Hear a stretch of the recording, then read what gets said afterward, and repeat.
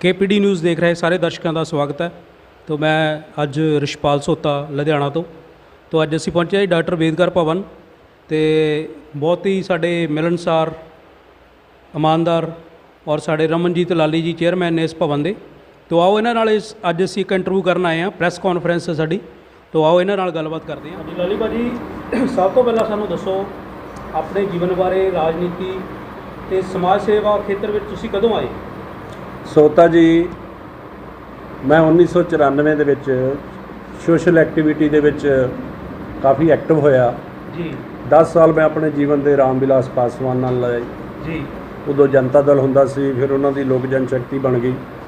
ਉਹਦੇ बाद 10 साल फिर मैं बहुजन समाज ਦੇ ਵਿੱਚ चलिया गया, 2 बार विधान सभा ਦੇ इलैक्शन लड़े और 2016 ਦੇ ਵਿੱਚ फिर मैं कांग्रेस पार्टी ज्वाइन कर ली, क्योंकि पिछलियां पार्टियां ਦੇ ਨਾਲ ਕਈ ਵਿਚਾਰਕ ਮਤਭੇਦ ਰਹੇ, ਇਸ ਕਰਕੇ ਵਿਚਾਰਾਂ ਦੀ ਸਾਂਝ ਨਾ ਹੋਣ ਕਰਕੇ ਤੇ ਹੁਣ ਮੈਂ 2016 ਤੋਂ ਕਾਂਗਰਸ ਦੇ ਪਾਰਟੀ ਦੇ ਵਿੱਚ ਕੰਮ ਕਰ ਰਿਹਾ।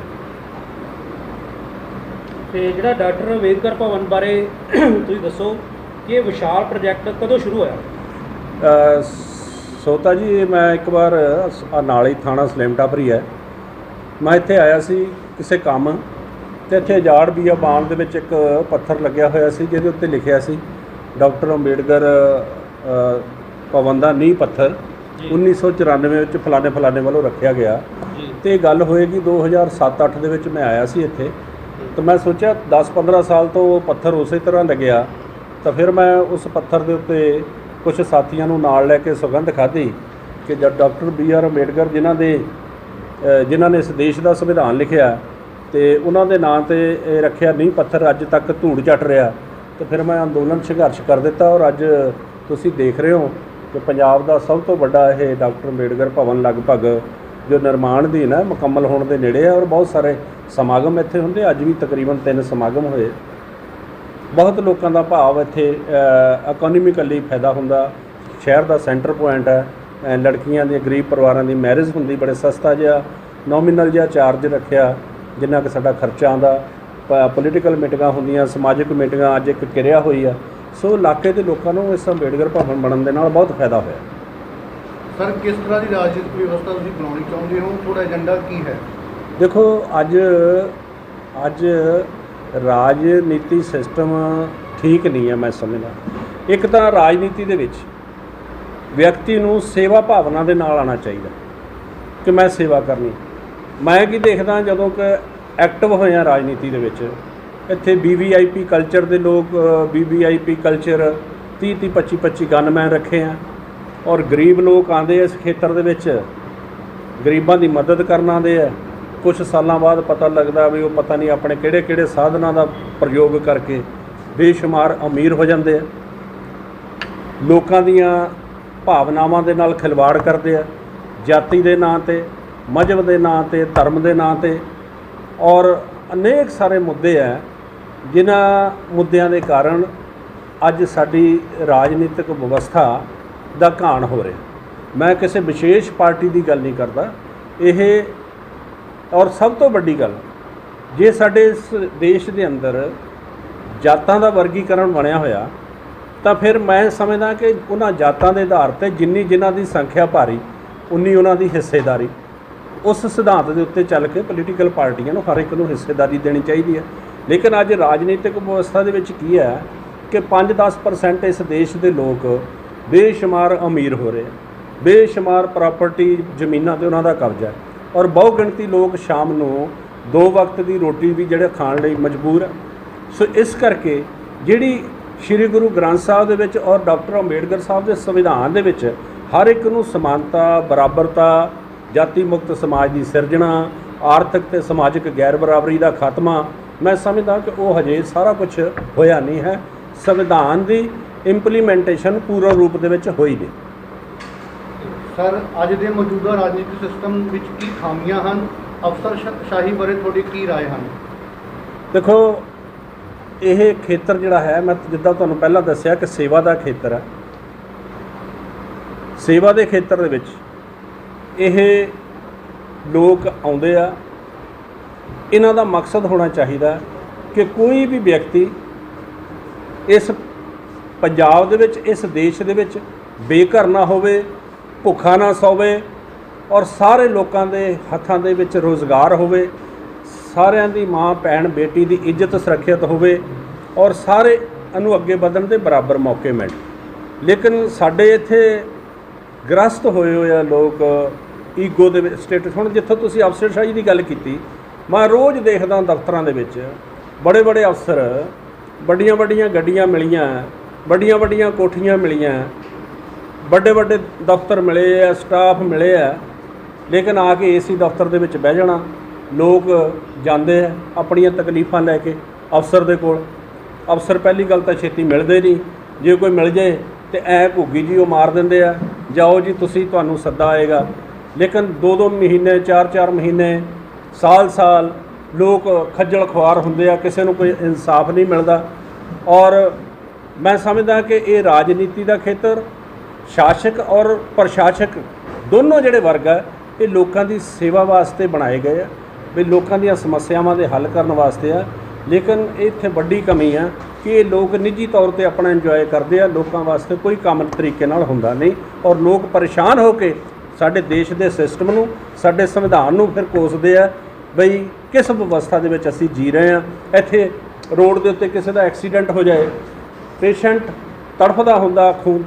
ਬਾਹਰਲੇ ਮੁਲਕਾਂ ਦੇ ਵਿੱਚ ਮੈਂ ਪਤਾ ਕੀਤਾ, 1 ਮਿੰਟ ਦੇ ਵਿੱਚ ਉੱਥੇ ਡਾਕਟਰ ਆ ਜਾਂਦੇ ਆ, 2 ਮਿੰਟ 'ਚ ਪੁਲਿਸ ਆ ਜਾਂਦੀ ਹੈ, ਹੈਲੀਕਾਪਟਰ ਤੱਕ ਆ ਜਾਂਦਾ, ਤੇ ਇੱਥੇ ਪੇਸ਼ੈਂਟ ਤੜਫੀ ਜਾਂਦਾ, 2 ਥਾਣਿਆਂ ਦੀ ਪੁਲਿਸ ਆਪਸ ਵਿੱਚ ਉਲਝੀ ਜਾਂਦੀ ਹੈ।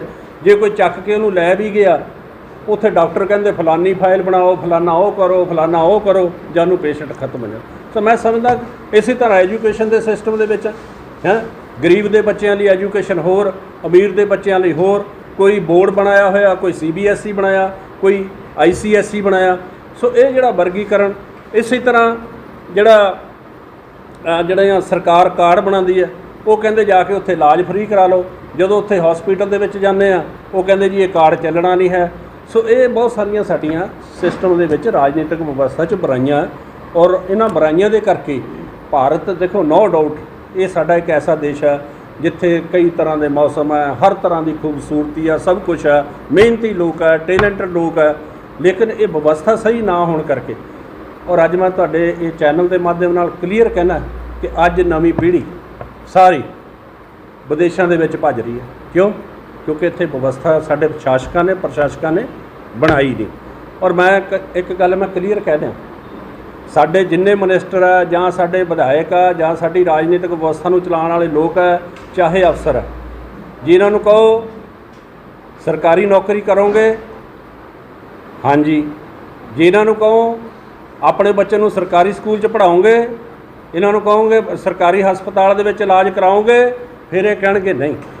ਜਿੰਨੇ ਵੱਡੇ ਲੋਕ ਆ ਇਹ ਸ਼ਾਸਨਿਕ ਔਰ ਪ੍ਰਸ਼ਾਸਨਿਕ ਲਾਈਨ ਦੇ ਵਿੱਚ, ਇਹਨਾਂ ਦੀ ਮਾਨਸਿਕਤਾ ਆਪਣੇ ਬੱਚਿਆਂ ਨੂੰ ਵਿਦੇਸ਼ਾਂ ਦੇ ਵਿੱਚ ਸੈਟਲ ਕਰਨ ਦੀ ਆ, ਔਰ ਇੱਥੇ ਦੀ ਵਿਵਸਥਾ ਨੂੰ ਸੁਧਾਰਨ ਦੇ ਵਿੱਚ ਇਹਨਾਂ ਦਾ ਕੋਈ ਵੀ ਜਿਹੜਾ ਹੈਗਾ ਯੋਗਦਾਨ ਨਹੀਂ ਹੈ। ਸਿਰਫ ਟਾਈਮ ਪਾਸ ਕਰਦੇ ਆ। ਸਵੇਰੇ 10 ਵਜੇ ਆਉਂਦੇ ਆ, ਸ਼ਾਮੀ 4 ਵਜੇ ਘਰਾਂ ਨੂੰ ਚੱਲ ਜਾਣਾ। ਬਸ ਸੁੱਖ ਸੁਵਿਧਾਵਾਂ ਸਰਕਾਰ ਦੀਆਂ ਲੈਂਦੇ ਆ, ਲੇਕਿਨ ਲੋਕਾਂ ਨੂੰ ਸੁਵਿਧਾ ਨਹੀਂ ਦਿੰਦੇ।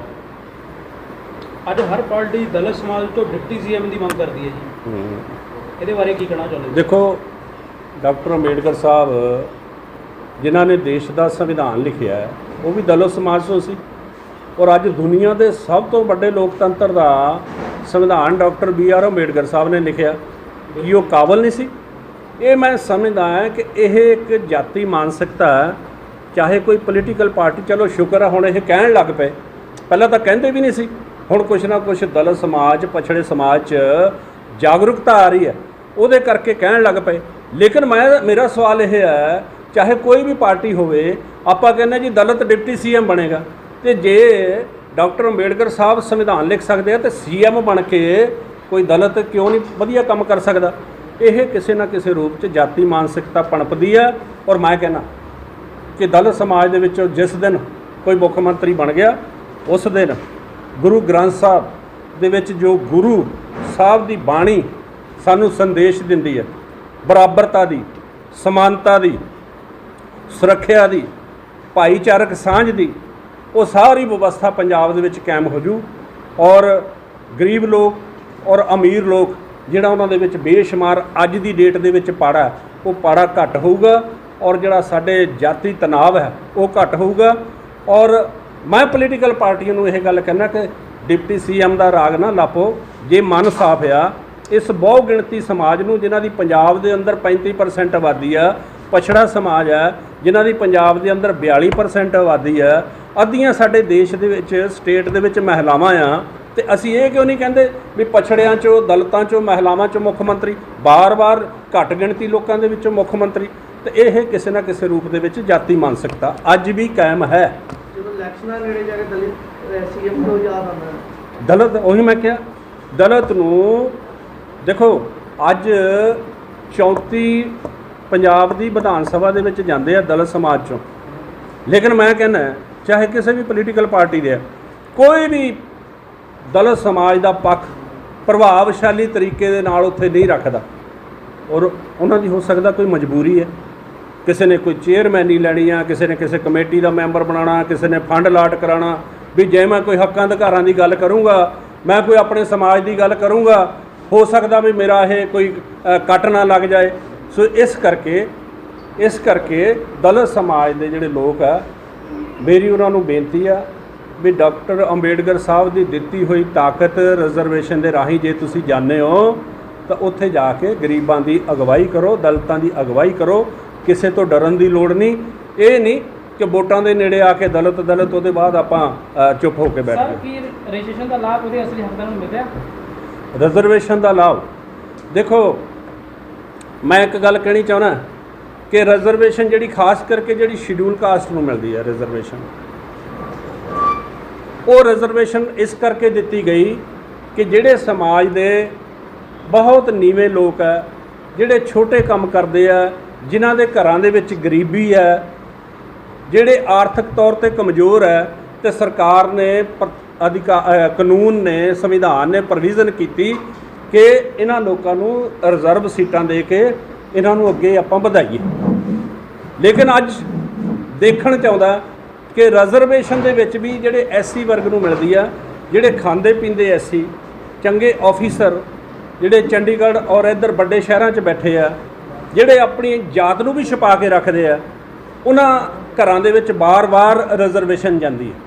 ਤਾਂ ਮੈਂ ਇਹ ਗੱਲ ਕਹਿਣੀ ਚਾਹੁੰਦਾ, ਜੇ ਮੇਰੇ ਕੋਲ ਕਿਤੇ ਪਾਵਰ ਆਈ ਸੋ ਮੈਂ ਉਹ ਰਿਜ਼ਰਵੇਸ਼ਨ ਉਹਨਾਂ ਘਰਾਂ ਦੇ ਵਿੱਚ ਭੇਜਣੀ ਚਾਹੁੰਦਾ, ਚਾਹੇ ਉਸ ਬੱਚੇ ਦੇ ਨੰਬਰ ਘੱਟ ਵੀ ਆਏ ਹੋਣ, ਜਿਸ ਘਰ ਦੇ ਵਿੱਚ ਸ਼ਾਮ ਨੂੰ ਰੋਟੀ ਨਹੀਂ ਪੱਕਦੀ, ਜਿੱਥੇ ਆਲਰੇਡੀ ਵੱਡੀਆਂ ਕੋਠੀਆਂ ਔਰ 3-3 ਗੱਡੀਆਂ ਖੜੀਆਂ, ਬੱਚੇ ਬੜੇ ਕਲੱਬਾਂ ਪੱਬਾਂ 'ਚ ਜੁਆਇਨ ਕਰਦੇ ਆ, ਔਰ ਬੇਸ਼ੱਕ ਉਹ ਬਿਲੋਂਗ ਐਸਸੀ ਕੈਟਾਗਰੀ ਨੂੰ ਕਰਦੇ ਆ, ਨੰਬਰ ਥੋੜ੍ਹੇ ਜਿਹੇ ਵੱਧ ਆ ਗਏ ਫਿਰ ਉਹੀ ਸਿਲੈਕਟ ਹੋ ਜਾਂਦੇ ਆ। ਇਹ ਪ੍ਰਵਿਰਤੀ ਖਤਮ ਹੋਣੀ ਚਾਹੀਦੀ ਆ। ਅਸਲੀ ਰਿਜ਼ਰਵੇਸ਼ਨ ਗਰੀਬ ਦੀ ਝੁੱਗੀ ਦੇ ਵਿੱਚ ਪਹੁੰਚਣੀ ਚਾਹੀਦੀ।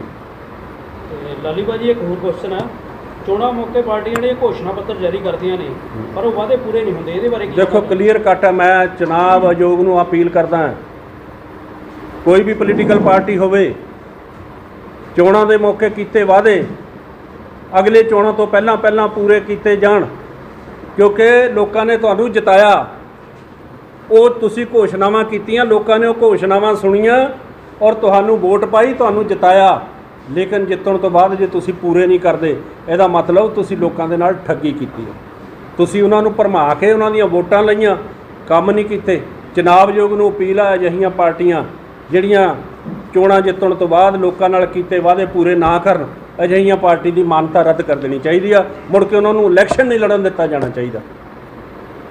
ਤੇ ਲਾਲੀ ਭਾਜੀ, ਅੱਜ ਜਿਹੜਾ ਗਰੀਬ ਬੰਦਾ ਉਹਨੂੰ ਪੈਨਸ਼ਨ 750 ਰੁਪਇਆ ਮਿਲ ਰਹੀ ਹੈ ਜੀ, ਜਿਹੜਾ ਐਮਐਲਏ ਐਮਪੀ ਹੋ ਗਿਆ, ਅਫਸਰ ਹੋ ਗਏ, ਇਹਨਾਂ ਨੂੰ ਜਿਹੜੀ ਆ ਉਹ 50,000 ਤੋਂ ਉੱਪਰ। ਮੈਂ ਹਮੇਸ਼ਾ ਮੇਰੇ ਭਰਾ, ਹਮੇਸ਼ਾ ਮੇਰੇ ਮਿੱਤਰੋ, ਮੈਂ ਇਸ ਗੱਲ ਦਾ ਹਮਾਇਤੀ ਰਿਹਾ ਕਿ ਬੁਢਾਪੇ ਦੇ ਵਿੱਚ ਦੁੱਖ ਸਾਰਿਆਂ ਦੇ ਇੱਕੋ ਜਿਹੇ ਹੁੰਦੇ ਆ, ਚਾਹੇ ਅਮੀਰ ਹੋਵੇ ਚਾਹੇ ਗਰੀਬ ਹੋਵੇ, ਲੇਕਿਨ ਬਦਕਿਸਮਤੀ ਆ ਤਾਂ ਹੁਣ 750 ਹੋਈ ਪਿੱਛੇ, ਹੁਣ 1 ਜੁਲਾਈ ਤੋਂ ਸ਼ਾਇਦ 1500। ਪਰ ਇੱਕ ਐਮਐਲਏ ਨੂੰ, ਇੱਕ ਮੈਂਬਰ ਪਾਰਲੀਮੈਂਟ ਨੂੰ, ਇੱਕ ਜਿਹਨੇ ਵੱਡੇ ਅਫਸਰ ਜਿਹੜੇ ਆ, ਉਹਨਾਂ ਨੂੰ ਪੈਨਸ਼ਨ ਐਵਰੇਜ ਮੇਰੇ ਮਿੱਤਰ 30,000 ਤੋਂ ਲੈ ਕੇ ਲੱਖ ਰੁਪਈਏ ਤੱਕ ਮਿਲਦੀ ਹੈ। ਮਤਲਬ ਉਹਨੂੰ ਬੁਢਾਪੇ ਦੇ ਵਿੱਚ ਲੱਖ ਰੁਪਈਆ, 50,000, 70,000, ਔਰ ਆਮ ਸਧਾਰਨ ਵਿਅਕਤੀ ਜਿਹਨੂੰ ਨੌਕਰੀ ਵੀ ਨਹੀਂ ਮਿਲੀ ਉਹਨੂੰ 750 ਜਾਂ 1500 ਰੁਪਈਆ। ਤਾਂ ਮੈਂ ਸਮਝਦਾ ਕਿ ਇਹ ਜਿਹੜਾ ਬਜ਼ੁਰਗ ਅਵਸਥਾ ਦੇ ਵਿੱਚ ਜਾ ਕੇ ਵਿਤਕਰਾ ਉਹਦੀਆਂ ਦੁੱਖਾਂ ਔਰ ਤਕਲੀਫਾਂ ਨੂੰ ਸਰਕਾਰ ਦੀ ਜ਼ਿੰਮੇਵਾਰੀ ਨੈਤਿਕ ਬਣਦੀ ਹੈ ਕਿ ਉਹਨੂੰ ਸੰਭਾਲੇ। ਤਾਂ ਇਹ ਪੈਨਸ਼ਨ ਸਿਸਟਮ ਦੇ ਵਿੱਚ ਸੁਧਾਰ ਹੋਣਾ ਚਾਹੀਦਾ। ਆਮ ਨਾਗਰਿਕ ਨੂੰ ਕਮ ਸੇ ਕਮ ਇੰਨੀ ਪੈਨਸ਼ਨ ਜ਼ਰੂਰ ਮਿਲਣੀ ਚਾਹੀਦੀ ਆ ਜਿਹਦੇ ਨਾਲ ਉਹਦਾ ਬੁਢਾਪਾ ਵਧੀਆ ਤਰੀਕੇ ਦੇ ਨਾਲ ਕੱਟ ਜਾਏ। ਲਾਲੀ ਜੀ, ਪੰਜਾਬ ਵਿਧਾਨ ਸਭਾ ਵਿੱਚ 34 ਐਮਐਲਏ ਸੈਕਟਰ ਪਰ ਸਾਰੇ ਚੁੱਪੀ ਤੋਂ ਸਾਦੀ ਹੋਈ ਹੈ। ਮੈਂ ਉਹ ਪਹਿਲਾਂ ਵੀ ਕਹਿ ਚੁੱਕਿਆ ਇਹ ਕੁਐਸਚਨ ਤੁਹਾਡਾ ਵੀ ਇਹਨਾਂ ਦੀਆਂ ਕੁਝ ਮਜਬੂਰੀਆਂ ਹੋਣਗੀਆਂ, ਪਰ ਮੈਂ ਇਹਨੂੰ ਗੱਲ ਨੂੰ ਛੋਟੀ ਕਰ ਦਿੰਦਾ ਕਿ ਮੈਨੂੰ ਵੀ ਜੀਵਨ ਦੇ ਵਿੱਚ 15-20 ਸਾਲ ਹੋ ਗਏ ਵਿਚਰਦਿਆਂ ਲੋਕਾਂ ਬਾਰੇ ਮੇਰੇ ਬਾਰੇ ਪੁੱਛ ਸਕਦੇ ਹੋ। ਔਰ ਮੈਂ ਆਪਣੇ ਇਹਨਾਂ ਸ਼ਡਿਊਲ ਕਾਸਟ 34 ਐਮਐਲਏ ਨੂੰ ਇਹ ਗੱਲ ਕਹਿਣਾ ਕਿ ਕਿਤੇ ਵਾਹਿਗੁਰੂ ਨੇ, ਪਰਮਾਤਮਾ ਨੇ ਜਾਂ ਮੇਰੇ ਲੋਕਾਂ ਨੇ, ਮੇਰੇ ਸਮਰਥਕਾਂ ਨੇ ਮੈਨੂੰ ਵਿਧਾਨ ਸਭਾ ਦੇ ਵਿੱਚ ਕਿਤੇ ਚੁਣ ਕੇ ਭੇਜ ਦਿੱਤਾ ਤੇ ਇਹ 34 ਦੇ ਉੱਤੇ ਰਮਨਜੀਤ ਲਾਲੀ ਇਕੱਲਾ ਹੀ ਭਾਰੂ। ਮੈਂ ਦੇਖਦਾ ਕਿ ਡਾਕਟਰ ਅੰਬੇਡਕਰ ਦੇ ਬਣਾਏ ਹੋਏ ਕਾਨੂੰਨ ਨਾਲ, ਸੰਵਿਧਾਨ ਨਾਲ ਤੁਸੀਂ ਚੁਣ ਕੇ ਤਾਂ ਮਿੱਤਰ ਜ਼ਰੂਰ ਜਾਂਦੇ ਉੱਥੇ, ਲੇਕਿਨ ਪਤਾ ਨਹੀਂ ਤੁਹਾਡੀਆਂ ਕੀ ਮਜਬੂਰੀਆਂ, ਤੁਸੀਂ ਆਪਣੇ ਸਮਾਜ ਦੇ ਦੁੱਖਾਂ ਦੀ ਗੱਲ ਪ੍ਰਭਾਵਸ਼ਾਲੀ ਤਰੀਕੇ ਨਾਲ ਰੱਖ ਹੀ ਨਹੀਂ ਪਾਉਂਦੇ। ਇਸ ਕਰਕੇ ਪਾਰਟੀਆਂ ਨੂੰ ਵੀ ਦਲਿਤ ਸਮਾਜ ਦੇ ਵਿੱਚ ਜਦੋਂ ਟਿਕਟਾਂ ਦਿੰਦੇ ਆ, ਉਹ ਕ੍ਰਾਂਤੀਕਾਰੀ ਨੌਜਵਾਨਾਂ ਨੂੰ ਉੱਥੇ ਚੁਣ ਕੇ ਭੇਜਣਾ ਚਾਹੀਦਾ ਜਿਹੜੀ ਗੱਲ ਕਰ ਸਕਣ, ਉਹਨਾਂ ਦੇ ਹੱਕਾਂ ਅਧਿਕਾਰਾਂ ਨੂੰ ਦਵਾ ਸਕਣ, ਲੜ ਸਕਣ, ਬੋਲ ਸਕਣ। ਉੱਥੇ ਤਾਂ ਜਾ ਕੇ ਅੱਧੇ ਪਚੱਧੇ ਤਾਂ ਸੁੱਤੇ ਹੀ ਰਹਿੰਦੇ ਆ, ਉਹ ਡਰਦੇ ਆ ਕਿਤੇ ਮੇਰੀ ਬਾਰੀ ਨਾ ਆ ਜੇ ਬੋਲਣ ਤੋਂ। ਇਸ ਕਰਕੇ ਉਹਨਾਂ ਮੰਦਰਾਂ ਦੇ ਵਿੱਚ ਕ੍ਰਾਂਤੀਕਾਰੀ ਯੋਧਿਆਂ ਦੀ ਲੋੜ ਆ। ਲਾਲੀ ਜੀ, ਪੰਜਾਬ ਦੇ ਵਿੱਚ ਬਹੁਤ ਹੀ ਗੰਭੀਰ ਮਸਲਾ ਹੈ ਕਿ ਪੰਜਾਬ ਦੀ ਨੌਜਵਾਨ ਪੀੜ੍ਹੀ ਬਾਹਰਲੇ ਦੇਸ਼ਾਂ ਵਿੱਚ ਕਿਉਂ ਭੱਜ ਰਹੀ ਹੈ। ਇਨਫਰਾਸਟ੍ਰਕਚਰ, ਇੱਥੋਂ ਦੀ ਵਿਵਸਥਾ, ਇੱਥੋਂ ਦਾ ਸ਼ਾਸਨ ਔਰ ਪ੍ਰਸ਼ਾਸਨ ਦਾ ਨੌਜਵਾਨੀ ਦੇ ਪ੍ਰਤੀ ਉਦਾਸੀਨਤਾ, ਕੋਈ ਪਾਲਿਸੀ ਨਹੀਂ, ਕੋਈ ਉਹਨਾਂ ਨੇ ਕਾਰੋਬਾਰ ਸ਼ੁਰੂ ਕਰਨਾ ਹੋਵੇ, ਸਰਕਾਰੀ ਤੰਤਰ। ਔਰ ਅੱਜ ਦੁੱਖ ਦੀ ਗੱਲ ਹੈ, ਮੇਰਾ ਖਿਆਲ ਅੱਧਾ ਪੰਜਾਬ ਦਾ ਯੂਥ ਜਿਹੜਾ ਹੈਗਾ ਬਾਹਰਲੇ ਦੇਸ਼ਾਂ 'ਚ ਜਾ ਰਿਹਾ, 30-30 ਲੱਖ ਰੁਪਈਆ ਲਾ ਕੇ ਜਾ ਰਹੇ। ਜੇ 30 ਲੱਖ ਰੁਪਈਆ ਲਾ ਕੇ ਉਹ ਆਪਣਾ ਕਾਰੋਬਾਰ ਇੱਥੇ ਸ਼ੁਰੂ ਕਰ ਲੈਣ, ਕੋਈ ਗਰੰਟੀ ਨਹੀਂ ਹੈ ਯਾਰ। ਕੋਈ ਕੁੜੀ, ਕੋਈ ਮੁੰਡਾ B.Tech ਕਰਕੇ, M.Tech ਕਰਕੇ, M.Sc ਕਰਕੇ, M.BA ਕਰਕੇ ਇੱਥੇ ਹੱਥਾਂ 'ਚ ਡਿਗਰੀਆਂ ਲੈ ਕੇ ਤੁਰੇ ਫਿਰਦੇ। ਕੋਈ ਸਰਕਾਰ ਵੱਲੋਂ ਉਹਨਾਂ ਨੂੰ ਕੋਈ ਗਰੰਟੀ ਨਹੀਂ ਹੈ ਵੀ ਤੁਹਾਨੂੰ ਰੋਜ਼ਗਾਰ ਮਿਲੂ, ਤੁਹਾਨੂੰ ਨੌਕਰੀ ਮਿਲੂ ਜਾਂ ਨਹੀਂ ਮਿਲੂ। ਇਸ ਕਰਕੇ ਉਹ ਬਾਹਰ ਜਾ ਰਹੇ ਆ। ਕਮ ਸੇ ਕਮ ਉਸ ਗੌਰਮੈਂਟ ਨੇ ਅਜਿਹਾ ਸਿਸਟਮ ਬਣਾਇਆ ਉੱਥੇ ਕਿ ਜੇ ਤੁਹਾਡੇ ਕੋਲ ਕਾਰੋਬਾਰ ਨਹੀਂ ਹੈ, ਰੋਜ਼ਗਾਰ ਨਹੀਂ ਹੈ, ਤਾਂ ਘੱਟੋ ਘੱਟ ਤੁਸੀਂ ਪਰੇਸ਼ਾਨ ਨਹੀਂ ਹੋਵੋਗੇ। ਉੱਥੇ ਵਿਹਲੇ ਵਿਅਕਤੀ ਨੂੰ ਵੀ ਸਰਕਾਰ ਪੈਨਸ਼ਨ ਦੇ ਰੂਪ 'ਚ ਇੰਨਾ ਪੈਸਾ ਦੇ ਦਿੰਦੀ ਹੈ ਕਿ ਉਹਦਾ ਜੀਵਨ ਜਿਹੜਾ ਹੈਗਾ ਉੱਥੇ ਵਧੀਆ ਚੱਲਦਾ, ਲੇਕਿਨ ਇੱਥੇ ਕੋਈ ਪੁੱਛਦਾ ਨਹੀਂ। ਇਸ ਕਰਕੇ ਨਵੀਂ ਪੀੜ੍ਹੀ ਦਾ ਬਾਹਰ ਜਾਣਾ ਵੱਡੀ ਗਿਣਤੀ ਦੇ ਵਿੱਚ ਪੰਜਾਬ ਲਈ ਬਹੁਤ ਵੱਡਾ ਘਾਟਾ। ਇਸ ਲਈ ਸ਼ਾਸਕਾਂ ਨੂੰ ਤੇ ਪ੍ਰਸ਼ਾਸਕਾਂ ਨੂੰ ਬਹੁਤ ਸੋਲਿਡ ਨੀਤੀ ਬਣਾਉਣੀ ਪਊ। ਇਨਫਰਾਸਟ੍ਰਕਚਰ ਇੱਥੇ ਇੱਦਾਂ ਦਾ ਉਹਨਾਂ ਲਈ ਕ੍ਰੀਏਟ ਕਰਕੇ ਦੇਣਾ ਪਊਗਾ ਬਈ ਉਹ ਲੋਕ ਆਪਣੇ ਕੰਮਕਾਰ, ਨੌਕਰੀ ਪੇਸ਼ਾ ਜੋ ਕਰਨਾ ਚਾਹੁੰਦੇ ਆ ਕਰ ਸਕਣ, ਲੇਕਿਨ ਨਾ ਕਰ ਸਕਣ ਕਾਰਨ ਉਹ ਜਾ ਰਹੇ ਆ ਔਰ ਪੰਜਾਬ ਲਈ ਇਹ ਨੁਕਸਾਨਦਾਇਕ। ਲਾਲੀ ਭਾਜੀ, ਅਮੀਰ ਤੇ ਗਰੀਬੀ ਵਿੱਚ ਪਾੜਾ ਲਗਾਤਾਰ ਵੱਧਦਾ ਜਾ ਰਿਹਾ, ਇਹ ਸਾਧਨਾਂ ਦੀ ਇਕਸਾਰਤਾ ਨਹੀਂ ਹੈ, ਇਹਦੇ ਬਾਰੇ ਤੁਸੀਂ ਕੀ? ਮੈਂ ਪਹਿਲਾਂ ਕਿਹਾ ਬਈ ਅੱਜ ਕੋਈ ਬੰਦਾ ਐ ਉਂਗਲ ਕਰਕੇ ਦਿਖਾਉਂਦਾ ਬਈ ਉਹ ਤੱਕ ਜ਼ਮੀਨ ਸਾਡੀ ਹੈ, ਹੈਂ, ਬਿਲਕੁਲ 20 ਕਿੱਲੇ 50 ਕਿੱਲੇ, ਆਹ ਬੱਸਾਂ ਆਪਣੀਆਂ, ਆਹ ਫੈਕਟਰੀਆਂ ਆਪਣੀਆਂ।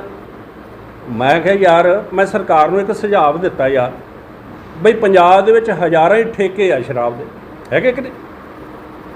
ਮੈਂ ਸਰਕਾਰ ਨੂੰ ਕਈ ਵਾਰੀ ਕਿਹਾ ਯਾਰ ਵੀ ਤੁਸੀਂ ਬਜਾਏ ਕਿ 5 7 10 ਲੋਕਾਂ ਨੂੰ ਪੰਜਾਬ ਦੇ ਅੰਦਰ ਗਰੁੱਪ ਬਣਾ ਕੇ ਇੱਕ ਪਰਿਵਾਰ ਨੂੰ 200 250 ਠੇਕਾ ਸ਼ਰਾਬ ਦਾ ਦਿੱਤਾ, ਤੇ ਜੇ ਮੇਰੇ ਕੋਲ ਪਾਵਰ ਹੋਵੇ ਮੈਂ ਇੱਕ ਪਰਿਵਾਰ ਦੇ ਵਿੱਚ ਇੱਕ ਨੌਜਵਾਨ ਨੂੰ ਇੱਕ ਠੇਕਾ ਦੇ ਦਿਆਂ, ਕਮ ਸੇ ਕਮ 12 14 15 ਹਜ਼ਾਰ ਜਿੰਨਾ ਵੀ ਪੰਜਾਬ 'ਚ ਠੇਕਾ, ਉਨੇ ਘਰਾਂ ਦੀ ਰੋਟੀ ਚੱਲੂ। ਹੁਣ ਜਿਹੜੀ ਗੱਲ ਤੁਸੀਂ ਕਰਦੇ ਹੋ, ਇੱਕ ਬੰਦਾ 20 50 ਏਕੜ ਦਾ ਮਾਲਕ ਹੈ ਨਾ, ਦੂਸਰਾ ਬੰਦੇ ਦੇ ਕੋਲ ਸਾਰੀ ਉਮਰ ਨਿਕਲ ਜਾਂਦੀ ਹੈ, ਜਵਾਨ ਕੁੜੀਆਂ ਬੱਚਿਆਂ ਨੂੰ ਲੈ ਕੇ ਕਿਰਾਇਆਂ 'ਤੇ ਧੱਕੇ ਖਾਈ ਜਾਂਦਾ, ਉਹਦੇ ਕੋਲ 20 ਗਜ ਵੀ ਜਗ੍ਹਾ ਹੈ ਨਹੀਂ। ਹੈ ਤਾਂ ਉਹ ਵੀ ਇਸ ਧਰਤੀ 'ਤੇ ਜਨਮ ਲਿਆ ਨਾ, ਪੰਜਾਬ 'ਚ ਜਨਮ ਲਿਆ, ਭਾਰਤ 'ਚ ਜਨਮ ਲਿਆ, ਭਾਰਤ ਦੀ ਧਰਤੀ 'ਤੇ ਉਹਦਾ ਵੀ ਤਾਂ ਅਧਿਕਾਰ ਹੈ। ਲੇਕਿਨ ਇਹ ਬਦਕਿਸਮਤੀ ਆ ਸਾਡੇ ਦੇਸ਼ ਦੀ ਕਿ ਅੱਜ ਕੁਝ ਲੋਕਾਂ ਨੇ ਬੇਸ਼ੁਮਾਰ ਲੈਂਡ 'ਤੇ ਕਬਜ਼ਾ ਕੀਤਾ। ਔਰ ਇੱਕ ਹੋਰ ਦੱਸਾਂ ਗੱਲ ਮੇਰੀ, ਆ ਕਿੰਨਾ ਰੌਲਾ ਪਿਆ ਦੇਸ਼ ਦੇ ਅੰਦਰ ਕਿ ਕਿੰਨੇ ਹਜ਼ਾਰ ਕਰੋੜ ਰੁਪਈਆ ਲੈ ਕੇ ਲੋਕਾਂ ਨੇ ਬੈਂਕਾਂ ਦੇ ਕੋਲੋਂ ਠੱਗੀ ਮਾਰ ਕੇ ਭੱਜ ਗਏ ਇੱਥੋਂ, ਲੇਕਿਨ ਕੋਈ ਗਰੀਬ ਆਦਮੀ ਕੋਈ ਨਹੀਂ ਭੱਜਿਆ। ਗਰੀਬ ਨੂੰ ਬੈਂਕ ਦੇ ਵਿੱਚੋਂ ਲੱਖ 2 ਲੱਖ ਰੁਪਈਆ ਲੈਣ ਜਾਣਾ ਹੋਵੇ, ਬੈਂਕ ਉਹਦੇ ਗੇੜੇ ਕਢਾ ਕੇ ਜੁੱਤੀਆਂ ਘਸਾ ਦਿੰਦਾ। ਲੇਕਿਨ ਅਮੀਰ ਆਦਮੀਆਂ ਨੂੰ ਬੈਠੇ ਬੈਠੇ ਉੱਥੇ ਲਿਮਟਾਂ ਸੈਂਕਸ਼ਨ ਹੋ ਰਹੀਆਂ। ਸੋ ਇਸ ਕਰਕੇ ਸਾਧਨਾਂ ਦੀ ਵੰਡ ਇੱਕਸਾਰ ਨਾ ਹੋਣ ਕਰਕੇ ਇਹ ਗਰੀਬ ਔਰ ਅਮੀਰ ਦੇ ਵਿੱਚ ਪਾੜਾ ਵੱਧ ਰਿਹਾ, ਔਰ ਆਉਣ ਵਾਲੇ ਸਮੇਂ ਦੇ ਵਿੱਚ ਇਹ ਪਾੜਾ ਘਾਤਕ ਸਿੱਧ ਹੋ ਸਕਦਾ, ਔਰ ਇਹਦੇ ਨਾਲ ਅੰਦਰੂਨੀ ਕਲੇਸ਼ ਵੱਧ। ਕਿਉਂਕਿ ਕਿਉਂ ਨਹੀਂ ਹੋਏਗਾ? ਇੱਕ ਆਦਮੀ ਬੇਸ਼ੁਮਾਰ ਆਪਣੀ ਜ਼ਿੰਦਗੀ ਇੰਜੋਏ ਕਰ ਰਿਹਾ, ਕੋਈ ਵਿਦੇਸ਼ਾਂ 'ਚ ਘੁੰਮਣ ਜਾ ਰਿਹਾ, ਕੋਈ ਇੰਡੀਆ 'ਚ ਘੁੰਮਣ ਜਾ ਰਿਹਾ। ਇੱਕ ਬਹੁਤ ਸਾਰੇ ਬਜ਼ੁਰਗ ਇੱਥੇ ਮੈਨੂੰ ਮਿਲਦੇ, ਇੱਥੇ ਸ਼ਾਮ ਨੂੰ ਸੰਗਤ ਦਰਸ਼ਨ ਦੇ ਵਿੱਚ ਮੈਂ ਗਰੀਬਾਂ ਦੀਆਂ ਸਮੱਸਿਆਵਾਂ ਸੁਣਦਾ, ਪਰ ਬਹੁਤ ਸਾਰੇ ਲੋਕ ਐਸੇ ਆ ਜਿਨ੍ਹਾਂ ਨੇ ਅੱਜ ਤੱਕ ਦਿੱਲੀ ਨਹੀਂ ਦੇਖੀ, ਪਿੰਡ 'ਚ ਪੈਦਾ ਹੋਏ ਪਿੰਡ 'ਚ ਹੀ ਮਰ ਗਏ, ਚੰਡੀਗੜ੍ਹ ਨਹੀਂ ਦੇਖਿਆ। ਔਰ ਇੱਕ ਆਦਮੀ ਜਹਾਜ਼ਾਂ 'ਚ ਘੁੰਮੀ ਜਾਂਦਾ, ਬੇਸ਼ੁਮਾਰ ਪ੍ਰਾਪਰਟੀਆਂ ਪਤਾ ਹੀ ਨਹੀਂ ਹੈ, ਬੇਸ਼ੁਮਾਰ ਫਾਰਮ ਹਾਊਸ ਬਣਾਏ ਆ। ਔਰ ਮੈਂ ਇਹਨਾਂ ਫਾਰਮ ਹਾਊਸਾਂ ਦੀ ਵੀ ਮਿੱਤਰ ਗੱਲ ਕਰਨ ਲੱਗਿਆ, ਬੜੇ ਅਮੀਰ ਲੋਕਾਂ ਦੇ ਕੋਲ ਬਈ 10-10 20-20 ਏਕੜ ਦਾ ਫਾਰਮ ਹਾਊਸ ਬਣਾ ਲਿਆ, ਅੰਦਰ ਘਾਹ ਲਾਤਾ, ਇੱਕ ਆਪਣਾ ਕੋਠੀ ਬਣਾ ਲਈ, ਕਹਿੰਦੇ ਪਰਿਵਾਰ ਦੇ ਨਾਲ ਮਹੀਨੇ ਕੁ ਬਾਅਦ ਉੱਥੇ ਜਾਈਦਾ। ਉਹਨਾਂ ਨੂੰ ਕੀ ਰਾਈਟ ਹੈ? 20 ਕਿੱਲੇ ਜ਼ਮੀਨ ਨੂੰ ਤੁਸੀਂ ਬਾਉਂਡਰੀ ਕਰਕੇ, ਇੱਕ ਤਾਂ ਉਹ ਫਸਲ ਨਹੀਂ ਉੱਥੇ ਹੋਈ, ਉੱਥੇ ਫਸਲ ਤੋਂ ਮਤਲਬ ਉਹਨੂੰ ਬੰਜਰ ਬਣਾਤਾ, ਤੇ ਦੂਸਰਾ ਇੱਕ ਆਦਮੀ 20 ਗਜ ਲਈ ਤਰਸਦਾ ਫਿਰਦਾ। ਇਸ ਕਰਕੇ ਸਰਕਾਰ ਨੂੰ ਠੋਸ ਪਾਲਿਸੀ ਬਣਾਉਣੀ ਪਊਗੀ ਤਾਂ ਜੋ ਕਿ ਕੋਈ ਵੀ ਆਦਮੀ ਘੱਟੋ ਘੱਟ ਇੱਥੇ ਬੇਘਰ ਨਾ ਹੋਵੇ, ਉਹਨੂੰ ਘਰ ਬਣਾਉਣ ਵਾਸਤੇ ਜਗ੍ਹਾ ਜ਼ਰੂਰ ਮਿਲਣੀ ਚਾਹੀਦੀ ਆ। ਕੋਈ ਨੌਜਵਾਨ ਬੇਰੁਜ਼ਗਾਰ ਨਾ ਹੋਵੇ, ਹਰ ਇੱਕ ਦੇ ਹੱਥ 'ਚ ਰੁਜ਼ਗਾਰ ਹੋਣਾ ਚਾਹੀਦਾ। ਤੇ ਸਰ ਲਾਲੀ ਭਾਜੀ, ਜਿਹੜੇ ਹੁਣ ਇਲੈਕਸ਼ਨ ਆ ਰਹੇ 2022 ਦੇ ਵਿੱਚ, ਕੀ ਤੁਸੀਂ ਇਹ ਇਲੈਕਸ਼ਨ ਲੜੋਗੇ ਜੀ ਕਾਂਗਰਸ ਪਾਰਟੀ ਤੋਂ? ਦੇਖੋ, ਸੰਗਤ ਨੌਜਵਾਨ ਮੇਰੇ ਨਾਲ ਜਿਹੜੇ ਮੇਰੇ ਸਮਰਥਕ ਆ, ਉਹਨਾਂ ਦੀ ਸਭ ਦੀ ਆਵਾਜ਼ ਆ। ਮੈਂ ਪਿਛਲੇ 20 ਸਾਲਾਂ ਤੋਂ ਲੱਗਿਆ ਆ, ਬਹੁਤ ਸਾਰੇ ਕੰਮ ਮੈਂ ਦਲਿਤ ਸਮਾਜ ਦੇ ਨਾਲ ਜਰਨਲ ਵਰਗ, ਦੇਖੋ ਨਾ ਜਿੱਦਾਂ ਹੁਣ ਅੰਬੇਡਕਰ ਭਵਨ ਆ, ਅੱਜ ਘੱਟੋ ਘੱਟ ਇੱਥੇ 1000 ਲੋਕਾਂ ਦਾ ਆਗਮਨ ਹੋਇਆ, 3 ਸਮਾਗਮ ਸੀ। ਤੇ ਮੈਂ ਹਰ ਸਮਾਗਮ ਦੇ ਵਿੱਚ ਕਿਹਾ ਕਿ ਇਹ ਡਾਕਟਰ ਅੰਬੇਡਕਰ ਭਵਨ ਸਾਰਿਆਂ ਦਾ, ਸਾਰੇ ਆ ਕੇ ਇੱਥੇ ਫੰਕਸ਼ਨ ਕਰੋ। ਇਸੇ ਤਰ੍ਹਾਂ ਹੁਣ ਮੈਂ ਲੜਾਈ ਸ਼ੁਰੂ ਕਰਨ ਲੱਗਿਆ ਸਰਕਾਰ ਦੇ ਨਾਲ ਕਿ ਨਾਲ ਦੇ ਪਾਸੇ ਖਾਲੀ ਪਈ ਆ ਜਗ੍ਹਾ, ਉੱਥੇ ਇੱਕ ਆਪਾਂ ਸਿਵਲ ਹਸਪਤਾਲ ਬਣਾ ਦਈਏ। ਇਸੇ ਤਰ੍ਹਾਂ ਉੱਧਰਲੇ ਪਾਸੇ ਕਾਲਜ ਬਣਾ ਰਹੇ ਹਾਂ। ਸੋ ਕਹਿਣ ਦਾ ਭਾਵ ਹੈ ਕਿ ਹਰ ਵਰਗ ਦੇ ਵਿੱਚ ਇਹ ਜਨ ਦੀ ਆਵਾਜ਼ ਹੈ ਕਿ ਲਾਲੀ ਜੀ ਵਰਗੇ ਬੰਦਿਆਂ ਨੂੰ ਵਿਧਾਨ ਸਭਾ ਦੇ ਵਿੱਚ ਜਾਣਾ ਚਾਹੀਦਾ। ਇਹ ਸਰਬ ਸਮਾਜ ਦੀ ਗੱਲ ਕਰਦੇ ਆ, ਗਰੀਬਾਂ ਦੀ ਗੱਲ ਕਰਦੇ ਆ, ਸਿਸਟਮ ਦੇ ਵਿੱਚ ਜਿਹੜੀਆਂ ਬੁਰਾਈਆਂ ਉਹਦੀ ਗੱਲ ਕਰਦੇ ਆ। ਸੋ ਮੇਰੀ ਪਾਰਟੀ ਨੂੰ ਬੇਨਤੀ ਹੈ ਕਿ ਕਿਸੇ ਵੀ, ਦੇਖੋ ਜਦੋਂ ਮੈਂ 16 'ਚ ਸ਼ਾਮਲ ਹੋਇਆ ਸੀ, ਕਾਂਗਰਸ ਦੀ ਸਰਕਾਰ ਨਹੀਂ ਸੀ 10 ਸਾਲ, ਔਰ ਜਿਹੜੀਆਂ 3-4 ਸੀਟਾਂ 'ਤੇ ਮੇਰੀ ਡਿਊਟੀ ਲਾਈ, ਜਿੱਥੇ ਸਾਡਾ ਪ੍ਰਭਾਵ ਆ, ਲੁਧਿਆਣਾ ਨਾਰਥ, ਲੁਧਿਆਣਾ ਈਸਟ, ਗਿੱਲ, 3 ਵਿਧਾਨ ਸਭਾ, ਔਰ ਤਿੰਨੋਂ ਕਾਂਗਰਸ ਪਾਰਟੀ ਨੇ ਜਿੱਤੀਆਂ।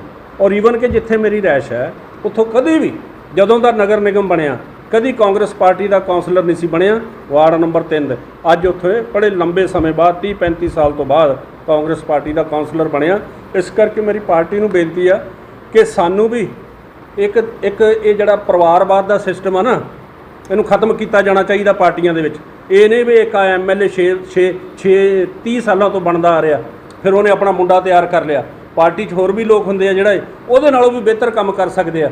ਇਸ ਕਰਕੇ ਮੇਰੀ ਪਾਰਟੀ ਨੂੰ ਬੇਨਤੀ ਆ ਕਿ ਤੁਸੀਂ ਸਾਨੂੰ ਮੌਕਾ ਦਿਓ ਤਾਂ ਜੋ ਕਿ ਮੈਂ ਆਪਣੇ ਲੋਕਾਂ ਲਈ, ਗਰੀਬ ਗੁਰਬੇ ਲੋਕਾਂ ਲਈ, ਸ਼ਹਿਰ ਦੇ ਜਿਹੜੇ ਪੀੜਤ ਲੋਕ ਆ, ਸ਼ੋਸ਼ਿਤ ਲੋਕ, ਹੱਕਾਂ ਅਧਿਕਾਰਾਂ ਤੋਂ ਵਾਂਝੇ ਲੋਕ ਆ, ਉਹਨਾਂ ਦੀ ਆਵਾਜ਼ ਨੂੰ ਵਧੀਆ ਤਰੀਕੇ ਦੇ ਨਾਲ ਵਿਧਾਨ ਸਭਾ ਦੇ ਵਿੱਚ ਉਹਨਾਂ ਦਾ ਪੱਖ ਰੱਖ ਕੇ ਉਹਨਾਂ ਦੇ ਹੱਕ ਔਰ ਅਧਿਕਾਰ ਦਵਾ ਸਕਾਂ। ਔਰ ਮੈਂ ਵਾਅਦਾ ਵੀ ਕਰਦਾ ਪਾਰਟੀ ਨਾਲ ਕਿ ਜਿਸ ਮਰਜ਼ੀ ਸੀਟ ਤੋਂ ਖੜਾ ਕਰ ਦਿਓ, ਰਮਨਜੀਤ ਲਾਲੀ ਦੇ ਨਾਮ ਦੀ ਸੁਨਾਮੀ ਚੱਲੂਗੀ, ਪਾਰਟੀ ਦੀ ਝੋਲੀ ਜਿਹੜੀ ਹੈ ਸੀਟ ਜਿੱਤ ਕੇ ਪਾ ਦੂੰਗੇ। ਰਮਨਜੀਤ ਲਾਲੀ ਜੀ, ਇਸੇ ਹੀ ਗੱਲ ਦੇ ਉੱਪਰ ਇੱਕ ਗੱਲ ਹੋਰ ਆ ਰਹੀ ਹੈ, ਤੁਹਾਡੀ ਆਪਣੀ ਹੀ ਪਾਰਟੀ ਕਾਂਗਰਸ ਦੀ, ਜਿਹਦੇ ਵਿੱਚ ਕਿ ਨਵੇਂ ਹੀ ਨਿਯੁਕਤ ਹੋਏ ਪ੍ਰਧਾਨ, ਪੰਜਾਬ ਪ੍ਰਧਾਨ ਨਵਜੋਤ ਸਿੰਘ ਸਿੱਧੂ ਦੀ ਪ੍ਰਧਾਨਗੀ ਉਹਨਾਂ ਨੂੰ ਮਿਲੀ ਹੈ। ਇਹਦੇ ਬਾਰੇ ਤੁਹਾਡੀ ਕੀ ਪ੍ਰਤੀਕਿਰਿਆ ਹੈ? ਮੈਂ ਨਵਜੋਤ ਸਿੰਘ ਸਿੱਧੂ ਐਨਰਜੈਟਿਕ ਆਦਮੀ ਹੈ, ਸੈਲੀਬ੍ਰਿਟੀ ਹੈ, ਕੰਮ ਕਰਨ ਦਾ ਜੋਸ਼ ਔਰ ਜਜ਼ਬਾ। ਪਰ ਮੇਰਾ ਇੱਕ ਸੁਝਾਅ ਵੀ ਹੈ ਕਿ ਜਿੱਥੇ ਜਿੱਥੇ ਵਿਅਕਤੀ ਦੇ ਅੰਦਰ ਜੋਸ਼ ਹੁੰਦਾ ਨਾ, ਉੱਥੇ ਨਾਲ ਦੀ ਨਾਲ ਹੋਸ਼ ਰੱਖਣਾ ਵੀ ਜ਼ਰੂਰੀ ਹੈ। ਸਿੱਧੂ ਸਾਹਿਬ ਤੇਜ਼ ਤਰਾਰ ਆਦਮੀ ਹੈ, ਬੜੇ ਬੁਲਾਰੇ ਹੈ, ਸਭ ਕੁਝ ਹੈ। ਤੇ ਮੇਰੀ ਉਹਨਾਂ ਨੂੰ ਬੇਨਤੀ ਆ ਕਿ ਤੁਹਾਡੀ ਅਗਵਾਈ ਦੇ ਵਿੱਚ ਪੰਜਾਬ ਦੇ ਅੰਦਰ ਕਾਂਗਰਸ ਪਾਰਟੀ ਨੂੰ ਇੱਕ ਆਸ ਬਣੀ ਆ, ਮੇ ਵੀ ਕਾਂਗਰਸ 2022 ਦੇ ਵਿੱਚ ਦੁਬਾਰਾ ਰਿਪੀਟ ਹੋਵੇ, ਲੇਕਿਨ ਉਹਦੇ ਵਾਸਤੇ ਸਾਰਿਆਂ ਨੂੰ ਕੰਮ ਕਰਨਾ।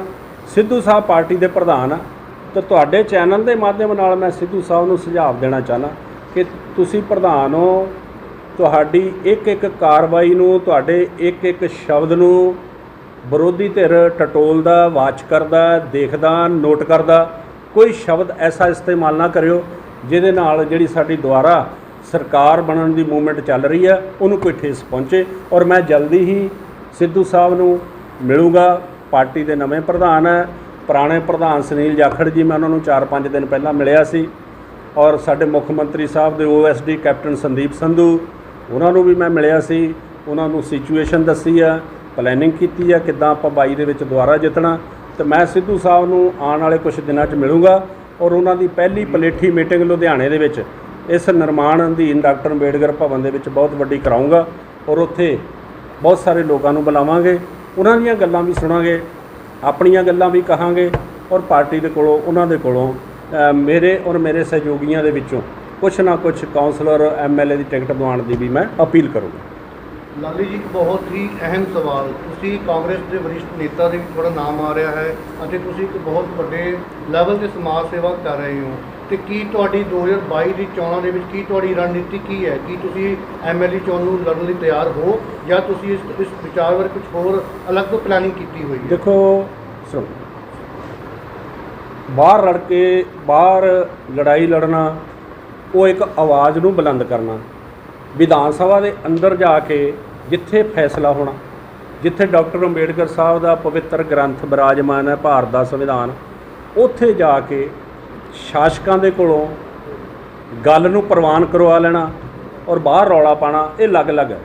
ਸੋ ਮੈਂ ਚਾਹੁੰਦਾ ਕਿ ਇਸ ਦੇਸ਼ ਦੇ ਅੰਦਰ ਸਿੱਖਿਆ ਇੱਕ ਸਮਾਨ ਹੋਣੀ ਚਾਹੀਦੀ ਹੈ। ਕੋਈ ਗਰੀਬ ਆਦਮੀ ਭੁੱਖਾ ਨਹੀਂ ਸੌਣਾ ਚਾਹੀਦਾ। ਮਿਲਾਵਟਖੋਰੀ ਖਤਮ ਹੋਣੀ ਚਾਹੀਦੀ ਹੈ। BBIP ਕਲਚਰ ਖਤਮ ਹੋਣਾ ਚਾਹੀਦਾ ਹੈ। ਨੌਜਵਾਨ ਸਾਡੀਆਂ ਕੁੜੀਆਂ ਮੁੰਡੇ ਇਸ ਪੰਜਾਬ ਦੇ ਵਿੱਚ ਰਹਿ ਕੇ ਪੰਜਾਬ ਦੀ ਸੇਵਾ ਕਰਨੇ, ਬਾਹਰ ਨਹੀਂ ਜਾਣੇ ਚਾਹੀਦੇ। ਔਰ ਸਾਧਨਾਂ ਦੀ ਵੰਡ ਇਕਸਾਰ ਹੋਣੀ ਚਾਹੀਦੀ ਹੈ। ਗੈਰ ਬਰਾਬਰੀ ਵਾਲੀ ਸਮਾਜਿਕ ਤੇ ਆਰਥਿਕ ਵਿਵਸਥਾ ਦਾ ਖਾਤਮਾ ਹੋਣਾ ਚਾਹੀਦਾ। ਇਹ ਸਾਰੀਆਂ ਜਿਹੜੀਆਂ ਚੀਜ਼ਾਂ ਇਹ ਵਿਧਾਨ ਸਭਾ ਦੇ ਅੰਦਰ ਜਾ ਕੇ ਪ੍ਰਵਾਨ ਕਰਵਾਈਆਂ ਜਾ ਸਕਦੀਆਂ। ਸੋ ਮੇਰੀ ਪਾਰਟੀ ਲੀਡਰਸ਼ਿਪ ਨੂੰ ਤੁਹਾਡੇ ਚੈਨਲਾਂ ਦੇ ਮਾਧਿਅਮ ਨਾਲ ਮੇਰੀ ਬੇਨਤੀ ਆ ਕਿ मैं ये कहाँ गल की समाप्ति कि उनको देखा बार बार, हमको भी देखो एक बार। इस करके मेरे वर्गे लीडर को भी जरूर मौका देना चाहिए ਤਾਂ ਜੋ ਮੈਂ ਪੰਜਾਬ ਦੀ ਆਵਾਜ਼ ਬੁਲੰਦ ਕਰ ਸਕਾਂ। ਲਾਲੀ ਜੀ, ਸਰੋਤਾਂ ਨੂੰ ਸਾਨੂੰ ਪਤਾ ਚੱਲ ਰਿਹਾ ਹੈ ਕਿ ਤੁਸੀਂ ਇਸ ਜਗ੍ਹਾ ਦੇ ਉੱਪਰ ਆਪਣੇ ਆਸ-ਪਾਸ ਦੀ ਇੱਕ ਬਹੁਤ ਹੀ ਵੱਡੀ ਬਾਬਾ ਸਾਹਿਬ ਦੀ ਮੂਰਤੀ ਦਾ, ਸੋਨੇ ਦੀ ਮੂਰਤੀ ਦਾ ਸਥਾਪਨਾ ਕਰਨਾ ਚਾਹੁੰਦੇ ਹੋ ਤੇ ਉਹਨਾਂ ਦੀ ਛਤਰ ਛਾਇਆ ਦੇ ਵਿੱਚ ਗਰੀਬ ਬੱਚਿਆਂ ਨੂੰ ਉੱਚ ਸਿੱਖਿਆ ਮਿਲੇ, ਇਸ ਸੰਬੰਧ ਵਿੱਚ ਕੋਈ ਕਾਲਜ ਦਾ ਵੀ ਨਿਰਮਾਣ ਕਰਨਾ ਚਾਹੁੰਦੇ ਹੋ। ਸਾਨੂੰ ਸਰੋਤ ਦੱਸ ਰਹੇ ਨੇ, ਕੀ ਇਹ ਸਰੋਤ ਸਹੀ ਨੇ ਜਾਂ ਕੁਝ ਤੁਹਾਡੀ ਪਲੈਨਿੰਗ ਚੱਲ ਰਹੀ ਹੈ? ਦੇਖੋ, ਮੈਂ ਇੱਥੇ 2021 14 ਅਪ੍ਰੈਲ ਨੂੰ ਬਾਬਾ ਸਾਹਿਬ ਡਾਕਟਰ ਅੰਬੇਡਕਰ ਸਾਹਿਬ ਦਾ ਜਨਮ ਦਿਨ ਹੁੰਦਾ ਹੈ। ਉਹ ਪਹਿਲੀ ਵਾਰੀ ਇੱਥੇ ਮਨਾਇਆ ਗਿਆ, ਹਜ਼ਾਰਾਂ ਲੋਕ ਇੱਥੇ ਆਏ। ਮੈਂ ਬਾਬਾ ਸਾਹਿਬ ਦੇ ਜੀਵਨ 'ਤੇ ਬਣੀ ਹੋਈ ਫਿਲਮ ਜਿਹੜੀ ਹੈ ਹਜ਼ਾਰਾਂ ਲੋਕਾਂ ਨੂੰ ਅਸੀਂ ਦਿਖਾਈ। ਉੱਥੇ ਐਲਾਨ ਕੀਤਾ ਸੀ ਕਿ ਇਸ ਅੰਬੇਡਕਰ ਭਵਨ ਦੇ ਵਿੱਚ ਜਿੱਥੇ ਗਰੀਬ ਪਰਿਵਾਰਾਂ ਦੇ ਲੋਕ ਆਪਣੀਆਂ ਲੜਕੀਆਂ ਦੀਆਂ ਸ਼ਾਦੀਆਂ ਬਹੁਤ ਘੱਟ ਪੈਸਿਆਂ ਦੇ ਨਾਲ ਕਰ ਸਕਦੇ ਆ, ਆਪਣੇ ਸਮਾਜਿਕ, ਜਿੱਦਾਂ ਮੈਂ ਅੱਜ ਦੱਸਿਆ ਕਿ ਅੱਜ 2-3 ਪ੍ਰੋਗਰਾਮ ਇੱਥੇ ਹੋਏ, ਰੋਜ਼ਾਨਾ ਪ੍ਰੋਗਰਾਮ ਹੁੰਦੇ ਆ, ਜਿੱਥੇ ਉਹ ਕੰਮ ਹੋਣੇ ਆ ਉੱਥੇ ਨਾਲ ਦੀ ਨਾਲ ਮੇਰੀ ਇੱਛਾ ਹੈ ਕਿ ਇੱਥੇ ਇੱਕ ਬਹੁਤ ਵੱਡਾ ਆਡੀਟੋਰੀਅਮ ਹੈ। ਉਸ ਆਡੀਟੋਰੀਅਮ ਦੇ ਵਿੱਚ ਪੰਜਾਬ ਪੱਧਰ ਦੀ, ਕਿਉਂਕਿ ਜਦੋਂ ਨਾ ਨਵੇਂ ਬੱਚਿਆਂ ਨੂੰ ਅਸੀਂ ਪੁੱਛਦੇ ਹਾਂ, ਉਹ ਕਹਿੰਦੇ ਜੀ ਅਸੀਂ ਕੋਚਿੰਗ ਲੈਣ ਵਾਸਤੇ ਦਿੱਲੀ ਜਾਣਾ, ਚੰਡੀਗੜ੍ਹ ਜਾਣਾ, ਅਤੇ ਉੱਥੇ ਪੈਸੇ ਲਏ ਜਾਂਦੇ ਬਹੁਤ ਬੱਚੇ ਕੋਲੋਂ। ਅਸੀਂ ਕਹਿੰਦੇ ਜਿਹੜੇ ਬੱਚੇ ਡਿਗਰੀ ਕਰਨ ਤੋਂ ਬਾਅਦ IAS PCS IPS ਵਗੈਰਾ ਬਣਨਾ ਚਾਹੁੰਦੇ ਆ, ਅਸੀਂ ਉਹਨਾਂ ਲਈ ਇਸ ਅੰਬੇਦਕਰ ਭਵਨ ਦੇ ਵਿੱਚ ਇੱਕ ਬਹੁਤ ਉੱਚ ਪੱਧਰੀ ਕੋਚਿੰਗ ਜਿਹੜੀ ਹੈ ਕਾਲਜ ਖੋਲ੍ਹਣ ਜਾ ਰਹੇ ਹਾਂ, ਤਾਂ ਜੋ ਕਿ ਬੱਚਿਆਂ ਦਾ ਖਰਚਾ ਨਾ ਆਵੇ ਔਰ ਇੱਥੋਂ ਬੱਚੇ IPS ਵਗੈਰਾ ਬਣ ਕੇ ਨਿਕਲਣ। ਔਰ ਜਿੱਥੋਂ ਤੱਕ ਤੁਸੀਂ ਮੂਰਤੀ ਦੀ ਗੱਲ ਕੀਤੀ ਬਾਬਾ ਸਾਹਿਬ ਦੀ, ਦੇਖੋ ਗੱਲ ਇਹ ਹੈ, ਜਿਸ ਇਨਸਾਨ ਨੇ ਅੱਜ ਬਾਬਾ ਸਾਹਿਬ ਡਾਕਟਰ ਅੰਬੇਡਕਰ, ਠੀਕ ਹੈ ਕਿ ਉਹ ਦਲਿਤ ਸਮਾਜ 'ਚ ਪੈਦਾ ਹੋਏ, ਲੇਕਿਨ ਉਹ ਦੇਸ਼ ਦੇ ਮਹਾਨਾਇਕ ਹੈ। ਉਹਨਾਂ ਦਾ ਲਿਖਿਆ ਹੋਇਆ ਸੰਵਿਧਾਨ ਪੂਰੇ ਦੇਸ਼ ਦੇ ਲੋਕ ਉਹਨੂੰ ਮੰਨਦੇ ਆ। ਇਸ ਕਰਕੇ ਜਿਸ ਇਨਸਾਨ ਨੇ ਸੰਵਿਧਾਨ ਦੇ ਰਾਹੀਂ ਸਮਾਜ ਦੇ ਦੱਬੇ ਕੁਚਲੇ ਵਰਗ ਨੂੰ, ਜਿਨ੍ਹਾਂ ਨੂੰ ਇੱਥੇ ਅਨੁਸੂਚਿਤ ਜਾਤੀ ਪਛੜੇ ਕਿਹਾ ਗਿਆ, ਜਿਨ੍ਹਾਂ ਦਾ ਨਰਕ ਵਰਗਾ ਜੀਵਨ ਸੀ, ਜਾਨਵਰਾਂ ਵਰਗਾ ਜੀਵਨ ਜਿਨ੍ਹਾਂ ਨਾਲ ਬਤੀਤ ਕਰਦੇ ਸੀ, ਰਵੱਈਆ ਸੀ ਬੜੇ ਲੋਕਾਂ ਦਾ ਉਹਨਾਂ ਦੇ ਪ੍ਰਤੀ, ਬਾਬਾ ਸਾਹਿਬ ਨੇ ਸੰਵਿਧਾਨ ਦੇ ਰਾਹੀਂ ਉਹਨਾਂ ਦੇ ਲੋਹੇ ਵਰਗੇ ਜੀਵਨ ਨੂੰ, ਈਵਨ ਕਿ ਲੋਹੇ ਨੂੰ ਵੀ ਜਿੱਦਾਂ ਜਗਾੜ ਲੱਗਿਆ ਹੁੰਦਾ, ਅਜਿਹੇ ਜੀਵਨ ਨੂੰ ਬਾਬਾ ਸਾਹਿਬ ਨੇ ਸੋਨੇ ਦਾ ਜੀਵਨ ਬਣਾਤਾ। ਸੋ ਮੇਰੇ ਸਮਰਥਕਾਂ ਦੀ ਉਮੀਦ ਆ ਕਿ ਅਸੀਂ ਇਹ ਕੋਈ ਬੋਝ ਲੋਕਾਂ ਤੇ ਨਹੀਂ ਪਾਣਾ, ਸਰਕਾਰ ਤੇ ਨਹੀਂ ਪਾਣਾ।